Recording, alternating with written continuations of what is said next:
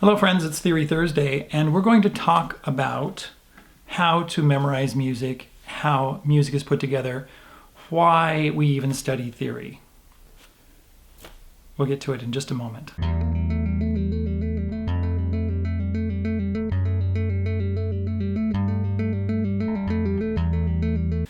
Have you ever seen the old game? It's called Simon Says. And I'll put a video here in just a second, but it was made in about 1978 or so.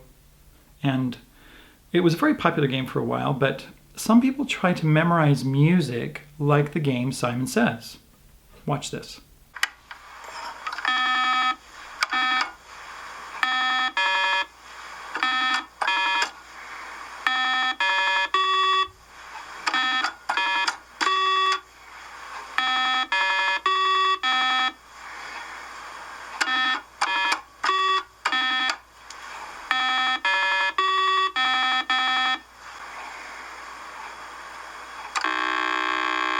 Now, as you can see in the Simon Says game, what happens is that there is a series of colors and tones, and it starts out with just one tone and then goes to two tones and then three tones and in a certain order. And some people think that memorizing music is like this. Well, if you think that, then you're definitely wrong. Some people can do it that way, but it's very, very hard to do. It gives you about as much success as Simon Says, which for me is not that big of a deal. Let me give you an example. Let's say I give you a whole bunch of letters to memorize, and they're not going to be in A, B, C, D, E, F, G, in the regular alphabet order, but they're going to be in a different order. And I want you to memorize them, and if I were to say there's about 35 letters or 36 letters or something like that, do you think you can do that? Okay, the first one is T, the next one is H, the next one is Q. No, let's go T-H-E-Q, and then U, and then I, and then C, and then K, and then B, R, O, W, N. Now, do you know what I'm doing? Can you say it back to me now? Okay, now let's give you another way to memorize those same letters, but this time, instead of one individual letter at a time, but let's give you some ideas to think about. The quick brown fox jumped over the lazy dog. Say it back to me. The quick brown fox jumped over the lazy dog. Now, if you were to write that out, you would have all of those letters in exactly the right order that you need them. T-H-E, Q-U-I-C-K, B-R-O-W-N. But how did you memorize that? How did you think of that? Well, the quick brown fox jumped over the lazy dog is an idea, and it gives you like a little story to think about. Music is the same way. The study of music theory is the understanding of how notes are put together, how tones are put together, how things are organized, so that it actually makes some kind of a story. Now, it doesn't really matter what kind of a story you come up with in your mind. It just matters that you actually have a story so that you can remember what it is. Now, songs have bigger ideas and they have smaller ideas. I mean, you can focus in on them. Just like if we were to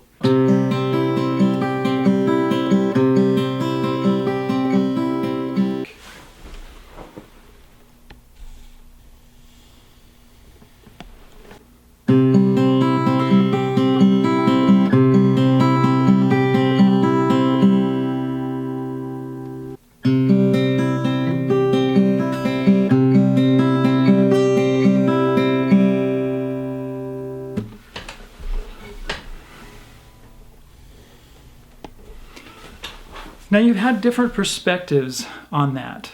You've had the overall wide perspective with my whole body and looking at this. And then we zoomed in on the right hand and we zoomed in on the left hand. And it gives you an idea of what's going on. And I'll bet that you learned something different from each of those clips.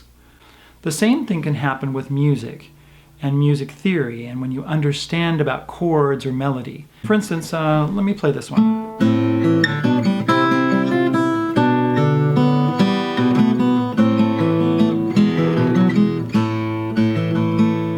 Okay, that's Greensleeves.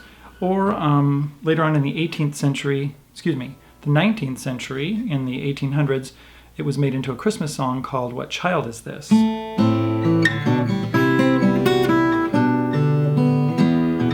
Okay, so if we talk about that particular piece of music, and I'll put the music in the description so you can look at it.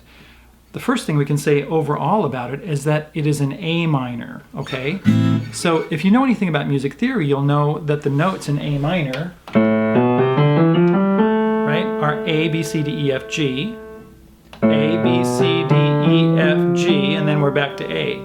Also, if you understand about the chords, you'll know that there's an A minor chord, a C chord, an E minor chord, an F chord, and a G chord.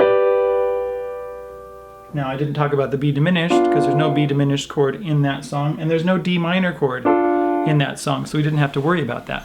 But if we start out and we say A minor, G with the chord, G chord with a B bass, C chord, G with a B bass again, E minor, A minor, F, E, or E minor. Now, why would it be E instead of E minor? Well, that's if we're in melodic minor or natural minor. And then it starts over again. And those are all the chords in the song. So we can talk about those chords themselves. We can talk about the notes in the chord. A minor has A, C, E.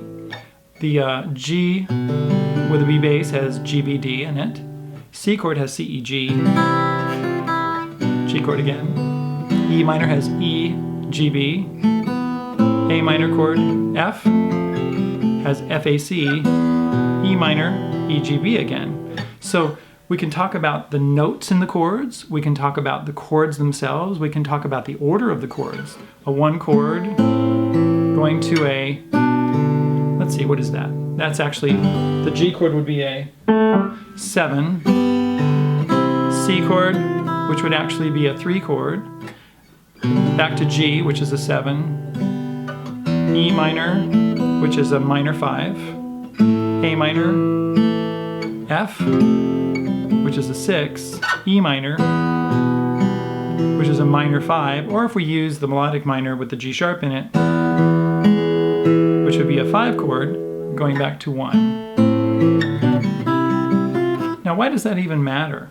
Well, you've got these chord progressions have a certain order to them, and they make sense once you understand what the functions are of the chords and of the scales.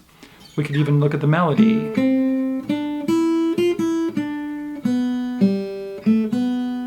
Right? And we start on A to C, D, E, F, E, D, B, G, A, B.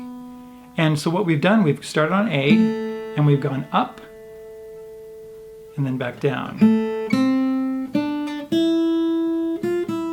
It's interesting that we stop on that E note, right? We begin on the A, which is 1, and that's the 5, and we quickly go up to 6 and back to 5. 4, that's a 2, 7, 1, 2 again. A, which is 1. And when we get to there, that's another E, and it stops there. That's the end of the phrase, and then it starts again. Right? And so we can even talk about those notes and what effect they have on one another and how the gravitational pull, I'm going to call it gravitational pull, goes back and forth to these different notes and how they gravitate and how they go back to 1 and how they go to 5 and hover there for a while and then go back to 1. This is all about music theory, and it helps us to memorize when we know exactly where we're going. We can do it through audible sound. We can do it through logical, this is the one note in the chord, this is the one note in the scale. We can do it many different ways like that. It doesn't have to be just one way. but we have to make sense out of it so that we can remember it. So I wanted you to know something about this a little bit so that you can begin to understand. Now we're going to talk about scales and notes and that kind of thing.